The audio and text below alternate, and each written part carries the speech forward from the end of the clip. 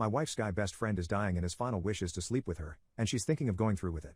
While my current wife and I were dating, she had this guy friend we'll call Neil. She introduced him to me right away and I got weird vibes from him from the start. He says he used to have a crush on my wife when they were in middle school, but over time he said he got over it.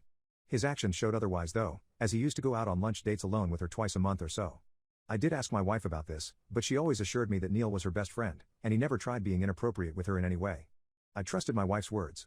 There was one occasion that Neil tried to hold her hand when we were all out together, but I shot it down and confronted him about it. This alone made me seriously suspect that Neil was into her, at least slightly, regardless of what my now wife had to say. As my wife and I's relationship progressed and we started talking about marriage, Neil's own relationship he'd fallen apart, and he was leaning pretty heavily on my wife for support. Here's where things started to really make me uncomfortable. For context, my wife is a nice person to a fault and a people pleaser.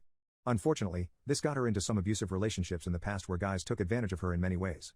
Neil was always the one to have her back and a couple times even